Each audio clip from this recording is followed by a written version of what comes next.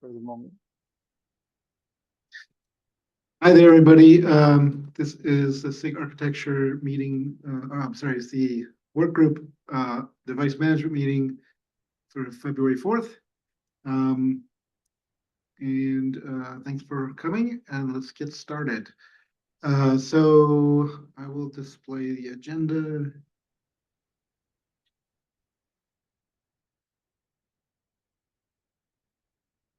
All right.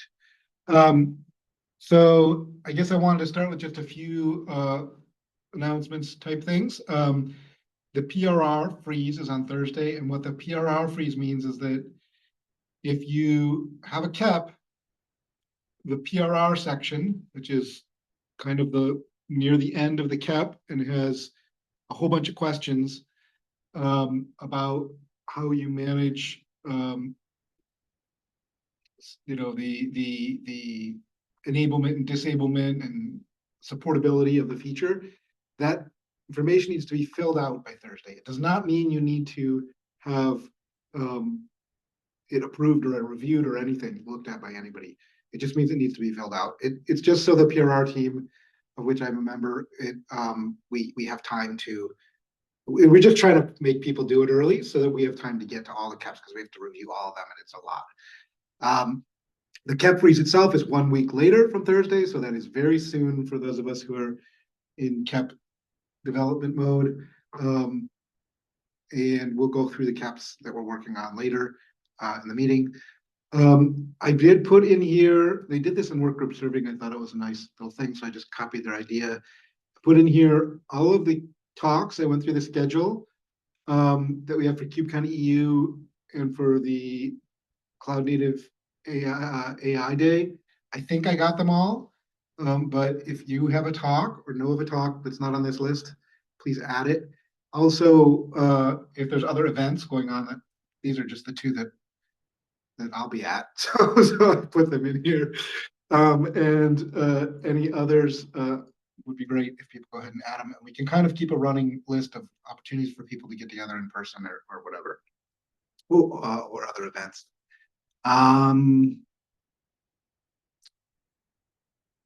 One last thing, I had a lot of discussion in the last week or so, but this is a doc I put out there because we have like 3 or 4 KEPs all touching the resource slice APIs. And if we treat them all as silos, I'm concerned that the API we get in the end will be less than optimal, let's say. And the way Kubernetes API evolution and rollback and safety principles have worked in the past isn't helping that much in this situation. So I'm trying to see if we can come up with a way that will end up with a single unified API in the end, instead of 4 different APIs with different features and you can't use them all at the same time, the different features at the same time, because they're totally different APIs. So there's been a ton of comments there. This is just a call out for anybody who wants to go look at it. Patrick, yeah. Yeah, I think what we can definitely do right now is for the upcoming code implementations, those that target V1 Beta 1, like partitionable devices, that needs to be an alpha field in V1 Beta 1 using the current structure that we have in place for V1 Beta 1. Because we can't just change the structure of a beta API. The question really is, what do we do in the V1 Beta 2 that we are also planning for 133? And I don't have objections against dropping the basic device and merging it all into the device structure itself. I don't think we will get future proofing of our APIs. Those alternative solutions that this Google Doc explores, I don't think we will have any of that anytime soon. But for the resource slice, I'm okay with dropping the one-off. As I reasoned in that document, if we are careful enough about keeping some alpha field long enough in alpha so that we are sure that all the relevant components know about it, the blast radius of having version skew and having features disabled somewhere is acceptable. we don't absolutely need the one-off in that case. So we And- just let the alpha field linger long enough that the components, like we would have the components say, oh, we know this alpha field's going away in 2 releases or whatever, we should, or something. Yeah, Yeah, you well, let it, we you let it need hang we need to around do for, Go ahead. have them available, get components ready to be prepared for these fields. And prepared means they know that this field exists, I see what you're and they saying. are It's prepared either way. to Yeah. to generate a useful error message if the corresponding feature is not enabled in that component.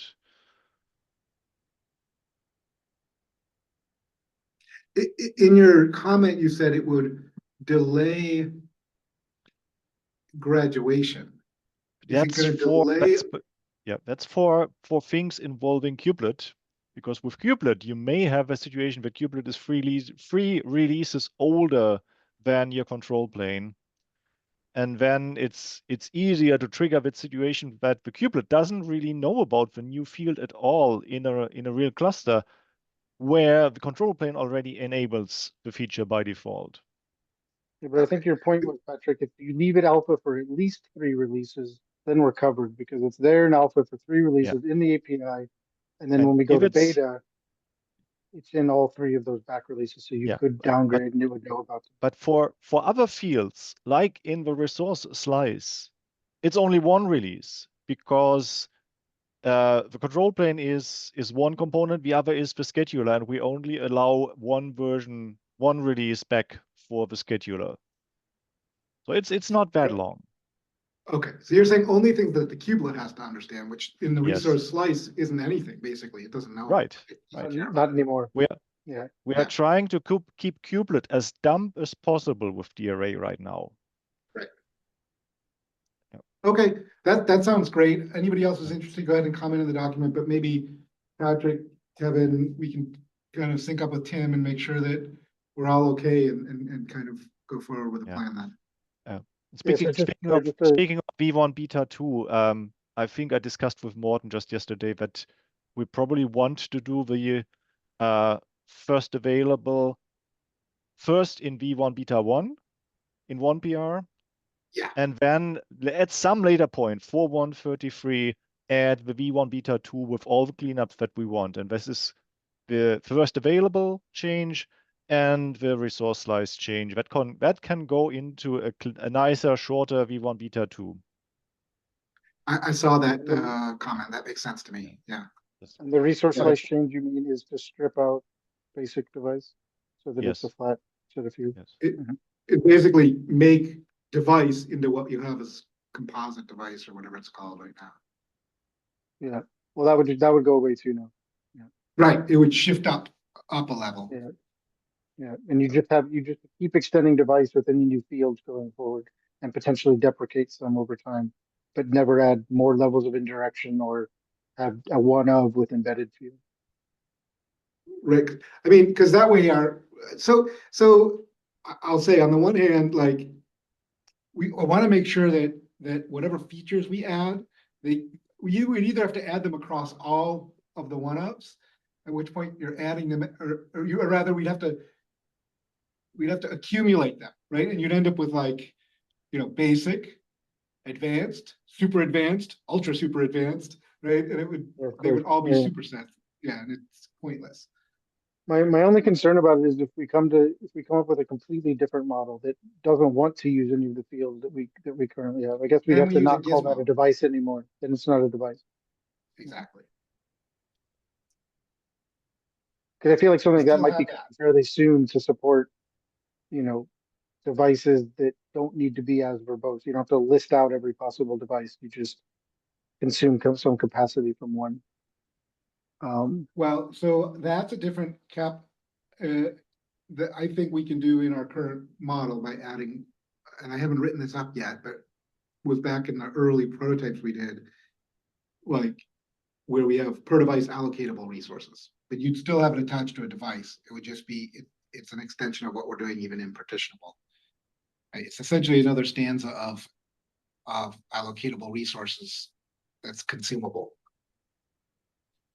Yeah. Okay. Yeah. We'll need to For me, it seems like it would be a completely separate device that didn't necessarily have the other stuff that we have there now, but um, yeah, we can iterate that on a future cup, I guess. Okay, awesome.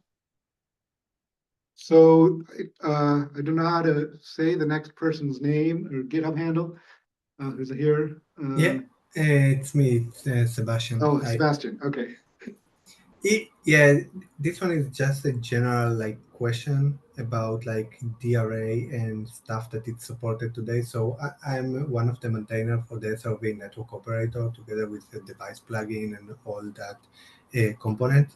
So one of the main use case like we are handling today is using SRV for DPDK applications, and that's required, for example, for high throughput, you need to have like NUMA alignment between CPU, memory, huge pages, and SRV. So with device plugin, we have the hint that we support today, and that's what allow us together with topology manager, CPU manager, and all that stuff to have this. So I wanted to ask if there is any plan of having something similar on DRA, or even like going even further to implementing the resource spec of a pod as a DRA, like CPU, memory, and stuff like that as DRA.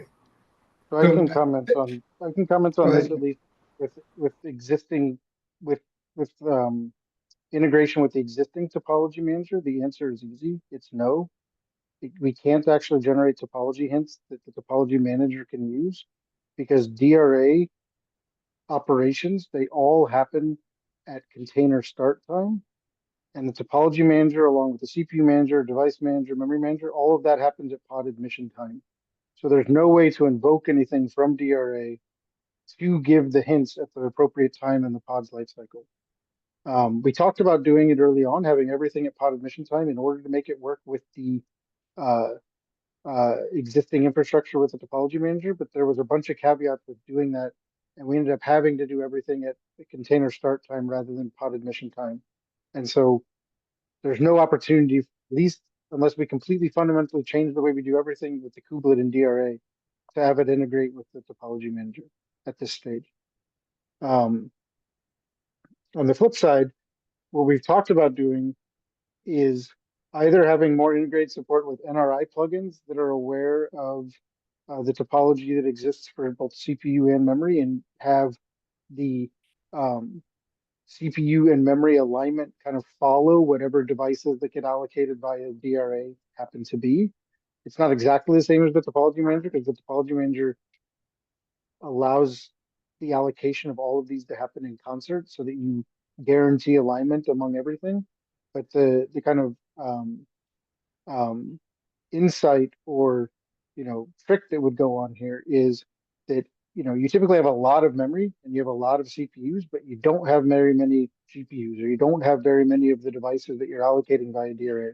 So if you go ahead and allocate those first, you typically do have enough of the other stuff available to do the alignment after that initial allocation has happened. It's not guaranteed to work in all cases, but if your system is constrained in a way where you have enough of CPU and memory to align to whatever GPUs or other devices get attached, then there is a path to do that via NRI and or a future DRA plugin that comes along later. Now, longer term solution to this would be to have something that looks like the topology manager, but at the level that it interoperates with DRA. And we've talked about different ways to do this in the past, but we don't have a design around it set in stone yet. Yeah, and that's something that, we'd love to continue talking about as we go forward. It just hasn't been the highest priority at the moment. I don't know if you wanted to add anything more to that, Sean. Yeah, so that was super helpful. Thank you, Kevin. So my angle on this right now, anyway, it's something Marlo and I have been talking about a lot too, and I intend to get a KEP in this cycle, but there are complications. But the idea, it kind of combines two of the ideas we were just talking about a minute ago.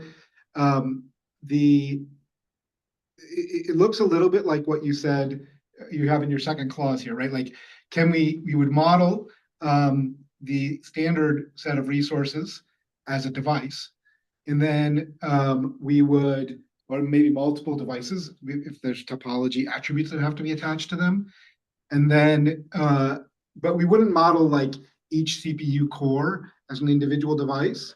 You would say, here's the CPU, and then it's got, say, 128 cores, and that's a consumable resource. So it's and if they're split, well, if it's one CPU that's with 128 cores and another CPU with 128 cores, and they're say in two different NUMA nodes, you'd have two devices, each with a 128 CPU resource that can be consumed, just like a node has a CPU resource that can be consumed.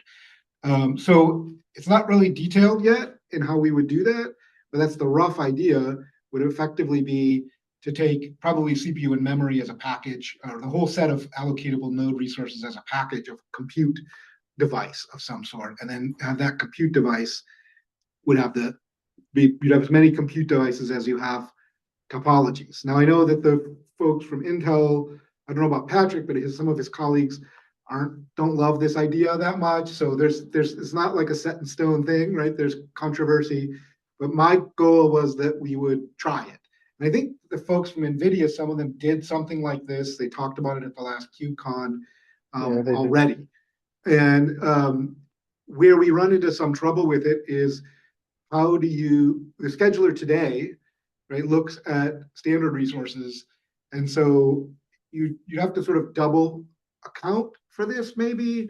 It's not very clear how the relationship between the existing scheduler code that manages those node allocatable resources and these special DRA compute resources, compute devices would work. So there's a lot to work out there, but my goal is in 133 to make some progress towards it in some sort of alpha, so we can at least start to get an idea of how well it works.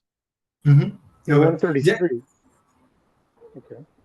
Sorry, I didn't. Have you written the cap on that yet? I just didn't. Not yet. I better do that in the next 2 days. The other thing, there's another cap here about provisionable devices, and it kind of, because you're talking about the SRIOV pieces, this cap, it's sort of related, and this is one of the ones I call out in that composability document, right? It's saying, hey, I've got an SRIOV, say VF, but I want to create a VLAN interface on top of it, and I want to constrain that VLAN interface to, say, 1 gigabit per second compared to the 10 gigabit VF that's there. And so I'm thinking that the way this cap is written in the one I just linked, it was writing it as a provisionable device where it creates a new device that gets allocated. I'm not sure that's necessary. So I need to take the time probably today and put down my thoughts somewhere. But my thinking is that we could treat that instead as a shared device. So we've talked in the past about what we do today as user-mediated sharing. You create multiple pods or multiple containers, you point them at a single resource claim, and a user does that. This would take us a step into platform-mediated sharing, where works like Kubernetes does with nodes, right? It takes an allocation. You don't have multiple node devices, one for each pod that's using it. You have one node that takes and each pod takes an allocation out of it. Similarly, I would want to see one device. I would want to be able to model one device, whether it's a compute device or a NIC, and be able to consume a portion of it and have the platform maintain and be able to schedule the next NIC request that comes in for another 1 gigabyte to that one and consume another 1 gigabyte, right? So that's kind of the idea. And I think it kind of merges maybe two of the caps we have in mind, one that's we haven't written yet and this one here, but I'm not sure if it meets all the use cases. So that's kind of the work that needs to be done in the next 10 days. Yeah. I have just one comment. So from memory, this one looks great. From CPU, I may don't go like that way and like put them one by one, because, for example, if I'm asking two cores, for example, and I'm using hyperthread, I would like also the DRA to try and give, like, I would try to focus and give me both like threads from the same physical core. So not putting like 128 CPU like cores under one CPU, because it's also critical if you're using hyperthreading. If you're using the other thread from the same one, you will get different performance, and you can have like noisy neighbors and things like that. For memory, it may work, like that's completely acceptable. Same for bandwidth. We have many requests on the SRV area to have a way of saying how much bandwidth it's going to take from a PF and doing this calculation. And today we don't have a good solution for using device plugin. Of course, that's why we start looking into DRA, but then we're Right. missing like the other part about CPU and hints that we need for our telco use cases. So it's like we're like stuck right now in the middle with something that like device plugin doesn't help us with bandwidth allocation, and DRA doesn't help us right now with CPU and things like that. So it's great to see. It's like disjoint. Yeah. So it's great to see that at least there are some caps and things going forward, and seeing that we can start like having a POC at least for SROV using DRA, knowing that in the future CPU memory and things like that will be available for us. So what I would ask is if you can point me to some documents or write something about what your requirements are. Look even in comments on some of these other caps, and you know, I'll try and work with the cap author on this one and with Marlo and get some sort of cap together that maybe addresses these use cases, hopefully. And yeah, we'll see if we can get something into 133. It's tight at this point. And actually, just by the way, the PRR freeze thing, that means if you get it in by Thursday, we guarantee we'll get to it. If you don't get it in by Thursday, we'll still probably get to it. Just for my own sake, telling myself that, because I don't think we're going to have a cap by Thursday. Abhishek, yeah. Yeah, so it's interesting to hear that we are exposing, CPU topology by different objects. My question is, like, could you share your thoughts on the scheduling latency that this will bring when we have like too many objects or big fat nodes? Well, that's exactly the reason why I don't want to do it as enumerate all the CPUs or all the cores, right? Because this is the point Marlo has brought as well multiple times. Like, we can't enumerate all those cores and put it all in DRA. It's going to be too much data to process. So if instead it becomes effectively one device, or a few devices per node, as opposed to every single core, then I think it won't be as bad. But those are the kind of questions that will be a lot easier to answer if we have a prototype or an alpha feature and we can try it in the real world. Okay, yeah. Another dimension to this is, I would think probably the traditional HPC schedulers have solved this problem. So there is this open source library called HWLoc, and HWLoc exposes like tree-based topology of the node, which these traditional schedulers can act on very fast. So I'm not saying it's You a right put a link or something in the doc there, we can take a look at it. Okay. Yeah. Yeah. I have been spending quite a time with Marlo's at SchedgeMD, right, from Slurm. So yeah, we do have some of the traditional HPC vendors involved in this, but and they're raising some of the same issues you're talking about. So we definitely want to learn from that experience. 100%. Okay. All right. Thank you. And the other kind of tangential thing I'll say is I tend to differentiate between the APIs and the implementation of those APIs. The APIs, we're trying to build sufficient APIs such that we can capture all that data, and DRA in Cube Scheduler will do a good enough job, but we're also working with Sync Scheduling to try to enable something like Slurm or an alternate scheduler to be able to kind of take a little more load off of Cube Scheduler and make some decisions and be prescriptive about what topological placements and things like that should happen, and use DRA as the API to be prescriptive, right? So rather than DRA making choices, all the choices will be made ahead of time and they'll be nailed down in their cell expressions or whatever it may be by something like Slurm. So along those lines, we're looking at having another cap in Sync Scheduling around as a sort of stepping. The ultimate solution to this, would be a concept of shared resource reservations within Kubernetes, but that's like a year-long minimum project.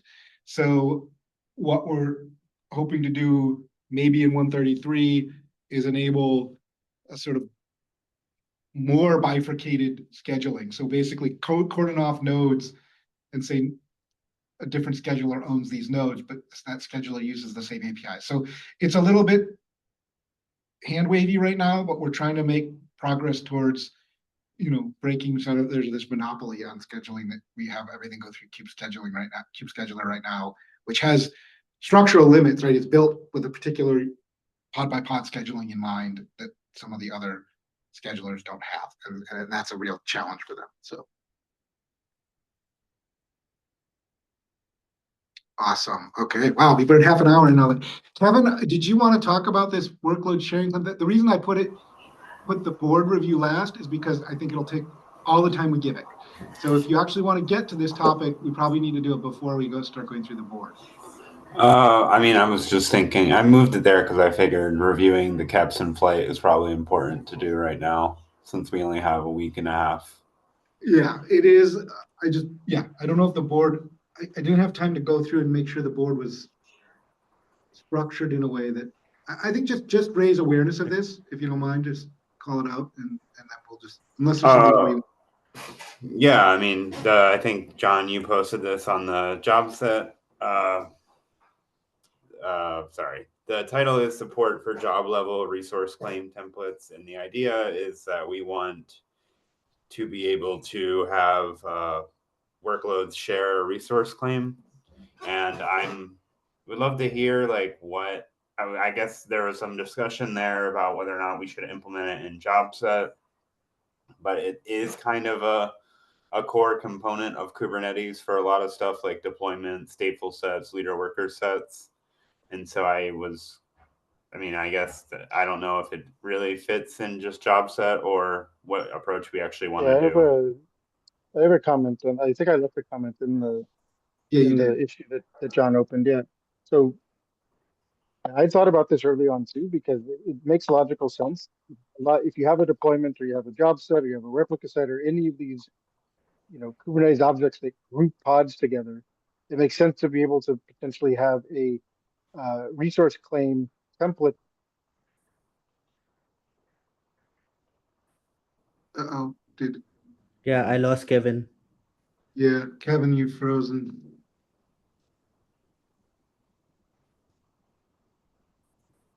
All right, I guess we lost Kevin, unfortunately.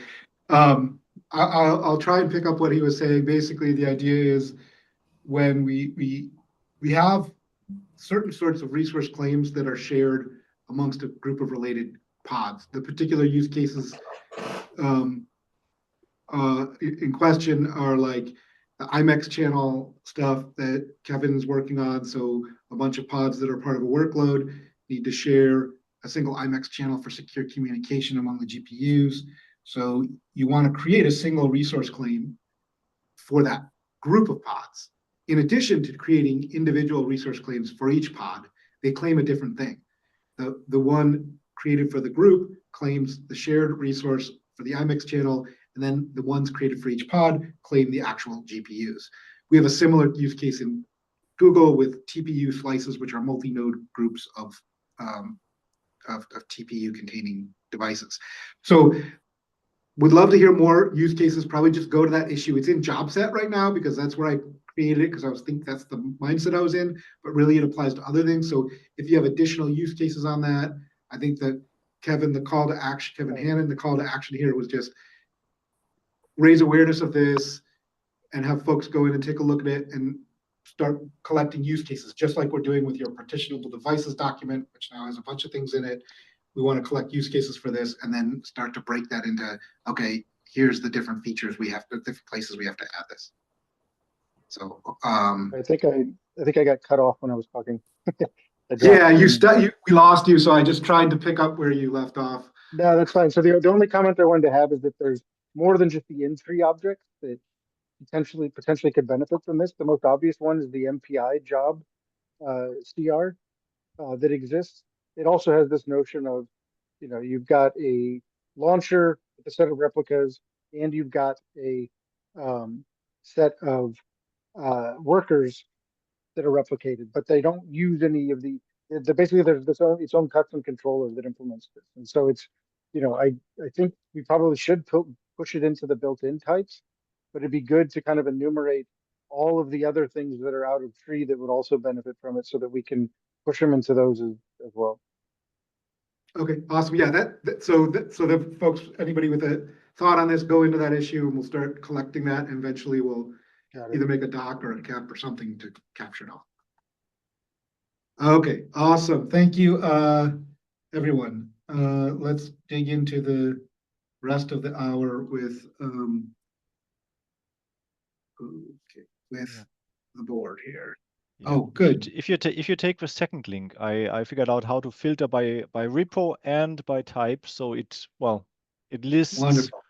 it. Well, I guess the is type filter is irrelevant, but we could use it to just look at the CAP issues itself, the ones that we have opt-in or lack opt-in from the different SIGs, and it also lists the PRs.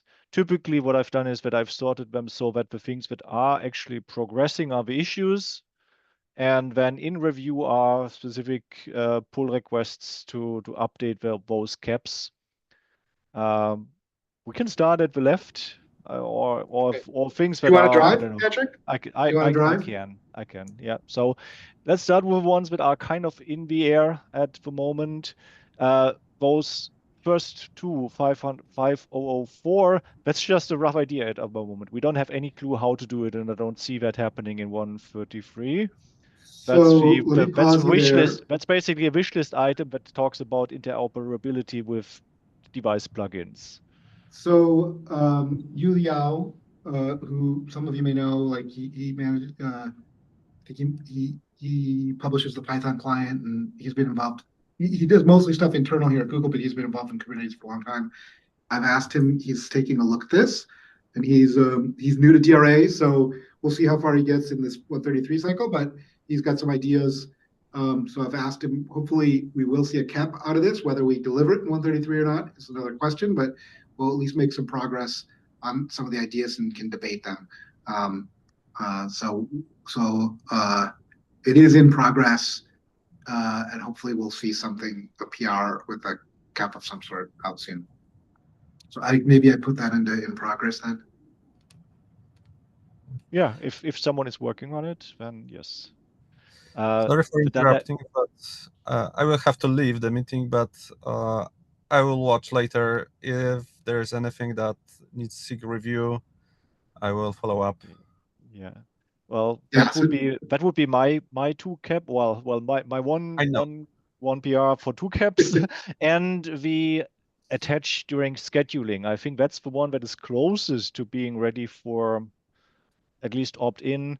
We'll see So when we look at it. That yeah, I know that you've been looking. So these are the ones that are probably closest. Okay, thanks. Okay, thank you. Yeah. Thanks, Dominic.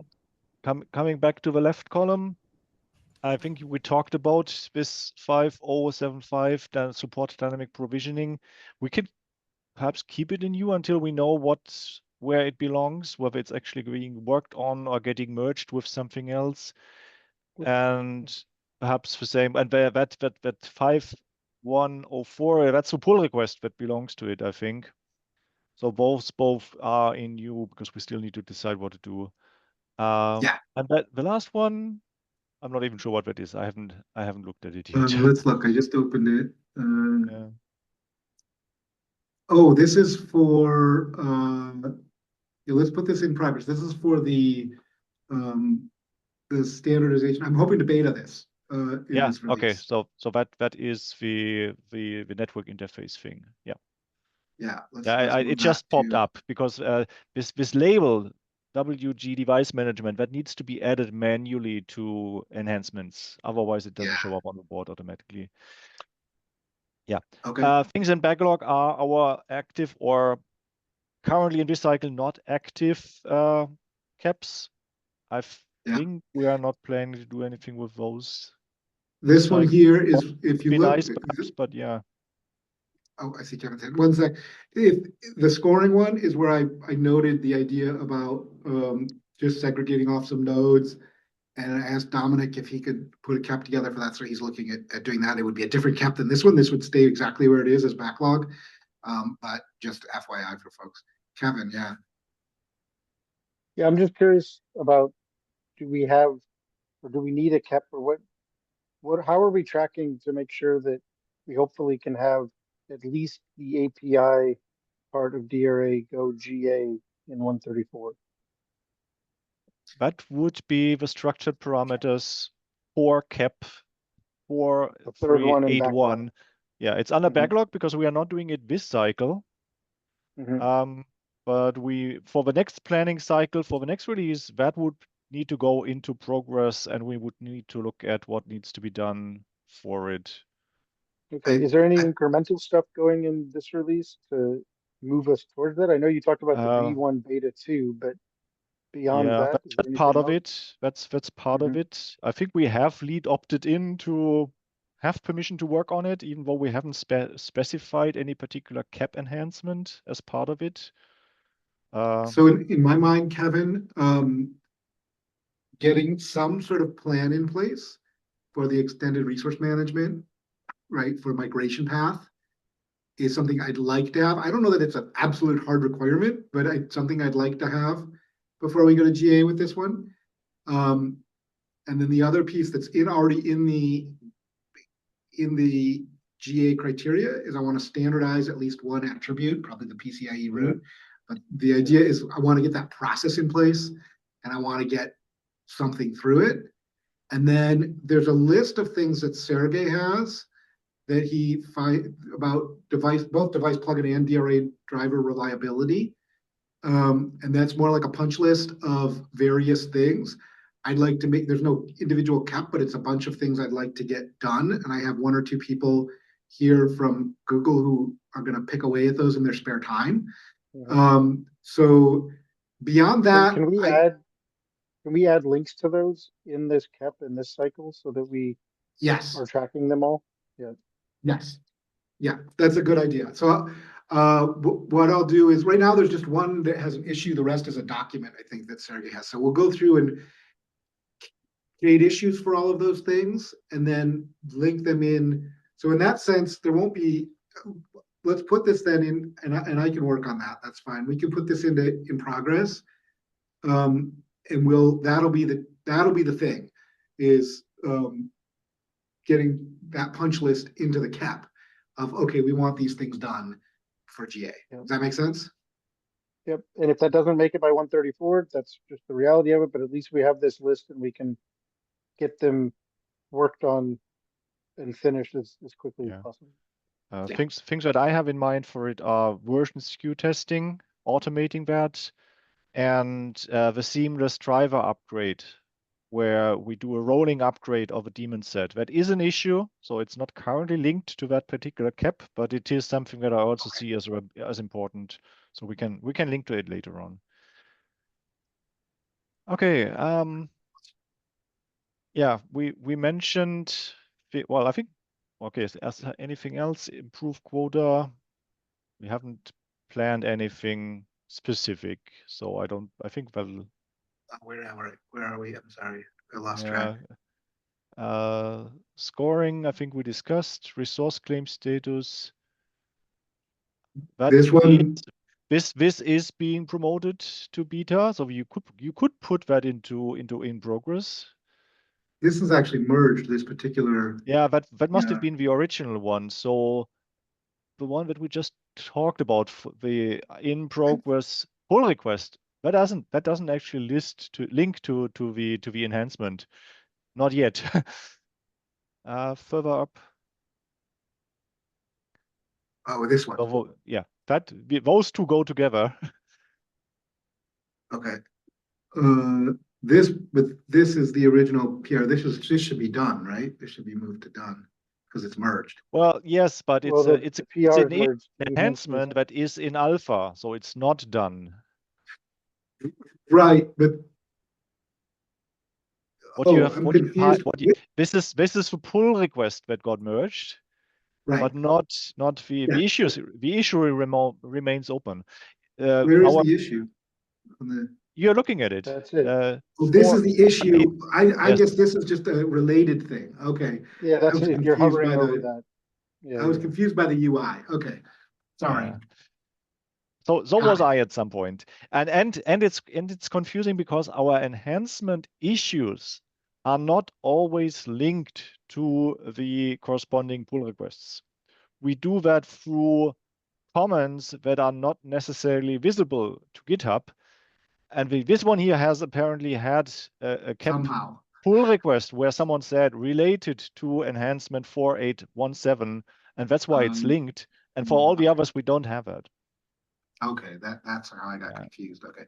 Well, I would say this isn't backlog, this is something we are working on. Yes, if it's getting promoted this cycle, it belongs into in progress. Yep. Okay.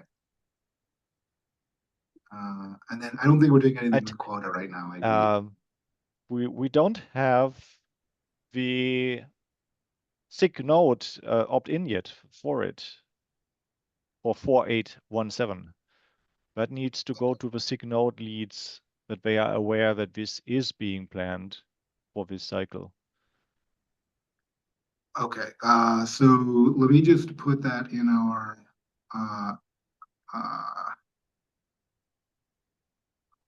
need opt-in for, what's the node, 4817, that's SIG node. We need opt-in, do we have opt-in for, I guess then we're gonna need opt-in for, the various SIG scheduling ones. Yeah, and then SIG scheduling, if you scroll down, they need to opt in for a few others. Yeah. Yeah, 5004 if we make progress on it. that one. 527, 555. And as we just heard, they are aware. They are looking at even the cap updates already, so that hopefully will work out. Yeah, I just want to Yeah. don't want to lose track of them, right? So I'm trying to Yeah. trying to write it down. So 5007, that's the one with attaching devices during scheduling. The two others are the network device status. Then structured parameters, as we just discussed, that is something where we need to collect work items. 5004 is where we hope to have something, but we don't yet. 5055 and the corresponding 5027 are the things that I'm doing around device health. Yep. I think the cap PRs, the pull request for content of the READMEs is fairly good at this point. We have a partial implementation for device attributes. I'm working on the prototype for device health. And the PR review section is ready. I filled that out, so we hopefully will get it done. But we still need to remind SIG scheduling to do the formal sign off. Okay. And 4816, it's already lead opted in. Good. Yeah. And that one, that cap actually got merged. It's the first one for 133, I think. And then this looks like it's not lead opted in. That was the question. Should we move that one to SIG scheduling? Yes. Yeah. because I'll try to move the existing captain and Okay. point the PRs correctly. Okay. 4815. Yeah. Yeah, I think it So- makes more sense than sync scheduling. Yeah. Okay, excellent. Yeah, I So haven't think- looked. yeah. I haven't looked at this. I can definitely see the utility in it, and it would serve, like I said, the purpose of what I had talked about, sort of the driver level thing. This you could use this for that. One question I had, Patrick, like it's using patches, right? So I don't know. I should read it before I ask questions. Yeah, it's called patch because it does have the same functionality. It's not literally an object patch. Okay. It's just an object that overrides and can remove things from the underlying device definition. So in that sense, it's a patch, but it's not a text patch. It's not a JSON patch or anything like that. Okay, because Morten and I have some experience with that. We spent a couple of years on projects that did a lot of that, and the patches, the strategic merge patch type stuff tends to be fairly fragile. Like Yes, it's not bad. It's not bad. Okay. And we may need a Morten- different name again, of course, once people look at it. But I called it resource slice override earlier. Yeah, I saw that. Yeah. But then Jack, I think, pointed out that it also allows allow removal of attributes, and then it's not just an override anymore. A patch is more of a more generic mechanism that describes it better. So we switched the names already once. We can switch again. I don't. It's not so much about the name. I just want to make sure that it wasn't fragile, right? Like that. Yes. If it's more like structural, it's going to be less fragile. The other question I had was, I saw, like, literally, I just saw comments flying by. I'm trying to keep track of it, but I haven't had time to go through it in detail. But something about out of scope was, and maybe it's just out of scope for alpha, but was implementing it in kube control. And one of my concerns is making it a client-side application puts a lot on clients, it sounds like. So I'm wondering, is there a way to do it as a, have it be actualized? It's like I'm showing my background. It's like a materialized view in SQL, right? Like you could pull all the data back and calculate it client side, or you could do a materialized view, and it's much simpler, obviously, and more performant to do a materialized view if you're familiar with that world. Like I'm wondering about that kind of, it almost well, read the caps and perhaps then it'll become clearer. Fair statement. Okay. Yeah. That takes us to I think that's bottom of the in progress issues. Oh no, not quite. Well, we've talked about those. So these issues are all in progress, and in review are some CAP documents, CAP updates, the device attached before path scheduling. It's currently in a fairly rough state, I would say, because there have been long discussion threads about how to change the API and how to do it specifically, which are not reflected in the README. I think, Kevin, you looked at it earlier and you were just looking at the README, which is, of course, what people would do when they start anew. But I think the README is a bit outdated at the moment. It doesn't reflect the Sorry, what's the latest. difference between in progress and in review? Well, I tend to use the in progress for the issues and the in review for the things that actually need someone to look at.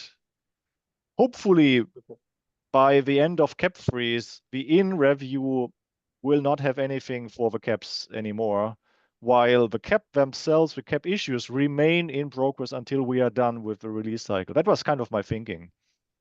Mm-hmm. So issues are in progress, but PRs to implement the issues are in review. In review, hopefully. Well, yeah. If it doesn't make sense, we can merge for columns, but it kind of made sense to me.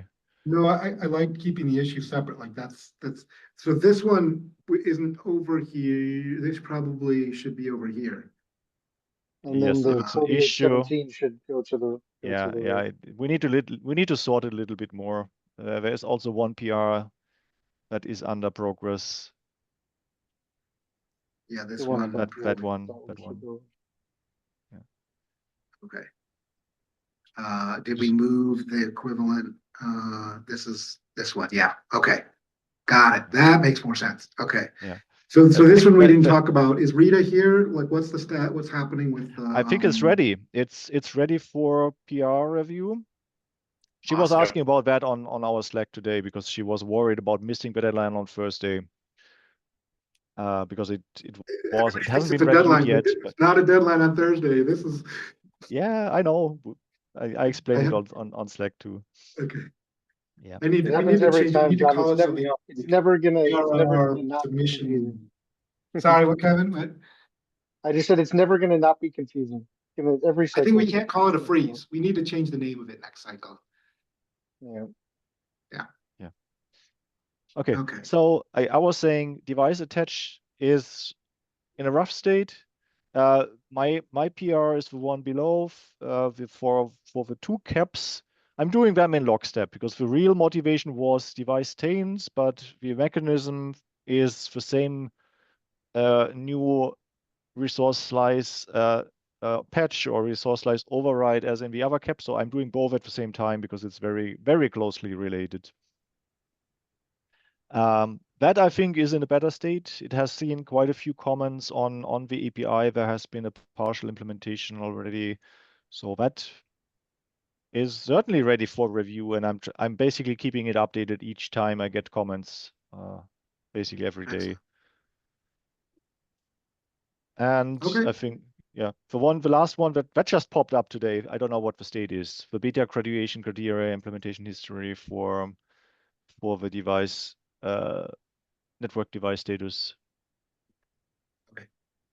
That's probably just Awesome. bookkeeping. Well, but we'll see. Okay. No, this is great. I think if we do all this stuff, we've done a lot. This is amazing. Any other questions? We only have 5 minutes left. I feel like we've gotten through this. Is there anything else you wanted to talk about on this, Patrick, or are we good? I think with caps we are good. We may switch to the non-cap things that are under review. So if we go to the actual code Kubernetes repo and look at PRs, there might be a few things worth calling out, and I'm just checking myself. Yeah, probably not sure if we've made the same change, but I just did on my browser window, and yeah, I'd like to call out the seamless driver update again. I think I've mentioned that in the last SIG meeting or the working group meeting. That's under in review, a pull request against Kubernetes. I think I figured out how to do it. The problem is a daemon set, and I was confused a little bit. I may have said the wrong thing at some point. A daemon set allows a device plugin author or a DRA driver author to opt into a rolling update. And a rolling update is where you really have two pods running on the node at the same time. You need to set a field. It's the max search or something like that. So you have to opt into it. If you do that, it currently breaks with kubelet. It breaks in kubelet because kubelet is not prepared for two plugins to register themselves under the same name at the same time. It just doesn't work. Full stop. And as part of our investigations, we have identified the changes that would be needed in kubelet to support this. And this PR here implements that for DRA plugins. Great. Can I ask a question real quick? Yes, sure. So yeah, I can see how the kubelet side of things might be broken on this, but there's also on the other side in the driver itself where it deletes the resource slices when it goes down and it recreates them when they come back. Is that somehow solved as part of That's this? solved. That's solved in my PR. And Okay. How do deleting you do that? Well, the deleting thing is something that the schedule. Well, first of all, the driver itself doesn't need to delete its own slices when it goes down. It can leave that to the kubelet. Mhm. So the driver shouldn't do it. It should be done by kubelet. And kubelet needs to be smart enough to detect when one driver or one plugin instance is handing over to another. So the kubelet needs to be aware that it has 2 registrations for the same driver name. And if it always has at least one, it can keep the resource slices around. But how does it know? So,